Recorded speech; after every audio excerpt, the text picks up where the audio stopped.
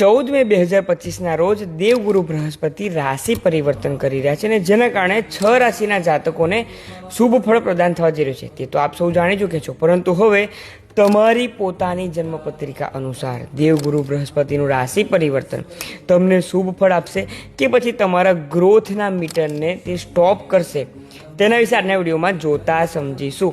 તો મિત્રો, કોઈ પણ એપ્લિકેશન ઓપન કરો, તમારે date of birth, time of birth અને પ્લેસ ઓફ બર્થ આ 3 એડ કરવાનું છે. તે એડ કરશો એટલે તરત જ તમને તમારી જન્મપત્રિકા જણાવી આવશે. તેમાં અષ્ટક વર્ગનો ચાર્ટ ઓપન કરવાનો છે. તે અષ્ટક વર્ગના ચાર્ટમાં જુઓ 3 નંબરના સામે, એટલે કે મિથુન રાશિના સામે અને ગુરુદેવની લાઈન જ્યાં મેચ થઈ રહી છે, એટલે કે જ્યુપિટરની લાઈન જ્યાં મેચ થઈ રહી છે, તે જગ્યા પર કેટલા ગુણ લખ્યા છે. તે ગુણ 1 થી લઈને 7 સુધીમાં હોઈ શકે છે.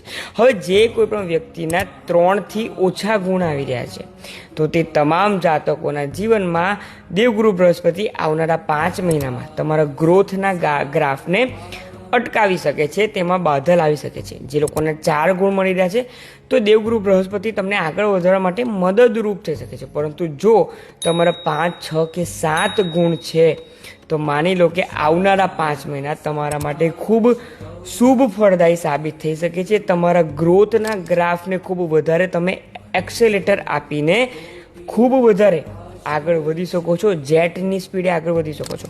પરંતુ જે લોકોના ઓછા ગુણ છે, તેને શું ઉપાય કરવા જોઈએ? તો તમારા જન્મપત્રિકાના અષ્ટક વર્ગ અનુસાર કેટલા ગુણ મળી રહ્યા છે તે કમેન્ટમાં જણાવો. તમને ડાયરેક્ટ મેસેજ દ્વારા શું રેમેડી કરવાની છે તે હું તમને જરૂરથી ડાયરેક્ટ મેસેજ કરીને જણાવી દઈશ. તો જો માહિતી પસંદ આવી હોય તો તમામ લોકોને શેર કરો કે જે જીવનમાં પ્રોગ્રેસ કરવા માગી રહ્યા છે, પ્રોગ્રેસ કરી રહ્યા છે અને ગ્રોથ પણ આગળ જઈને વધારે કરવા જઈ રહ્યા છે.